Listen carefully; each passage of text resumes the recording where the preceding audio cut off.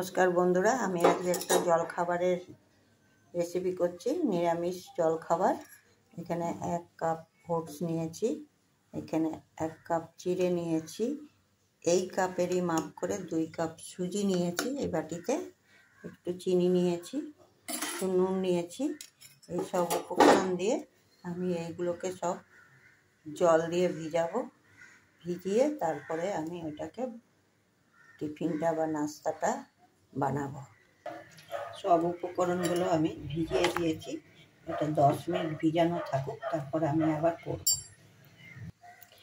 ওই সব উপকরণগুলো দিয়ে আমার পুরো ভিজে গেছে দেখুন।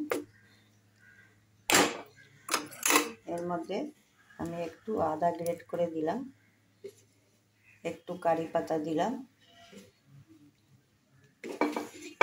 একটু টমেটো কুচিয়ে নিয়েছি একটা, এর সাথে একটা দুটো লঙ্কা কুচিয়ে নিয়েছি,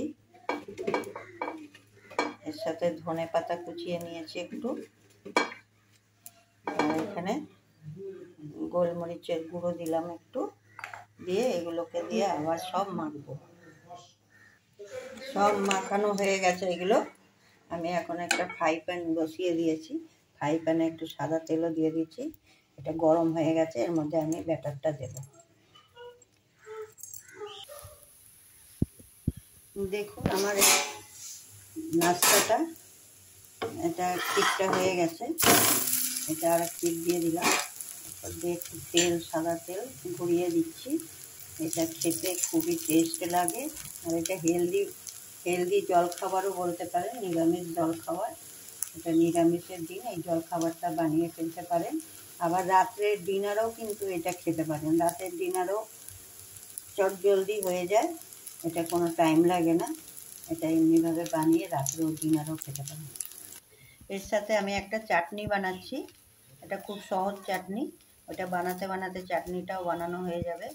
এটা আমি কটা টমেটো কুচিয়ে নিয়েছি ছোট ছোট করে কেটে, আর একটু নুন নিয়েছি, একটু চিনি নিয়েছি, লঙ্কাটা যার যার পরিমাণ মতন ঝাল দেবেন, একটু ধনে পাতা কেটে নিয়েছি, একটু কারি পাতা দিয়েছি, আর একটু হলুদ বলে ফেলেছি, এটা হচ্ছে আদা, একটু আদা গ্রেট করে নিয়েছি, দিয়ে আমি এগুলো সব একসঙ্গে পেস্ট করব, দিয়ে চাটনি হয়ে যাবে আমার।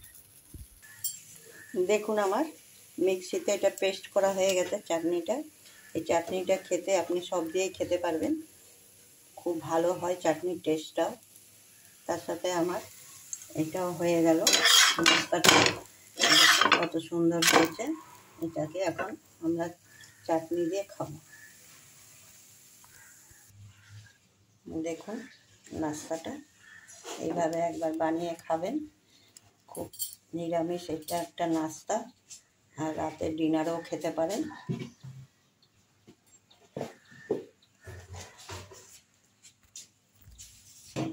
হেলদি নিরামিষ নাস্তা, ডিনারও খেতে পারেন।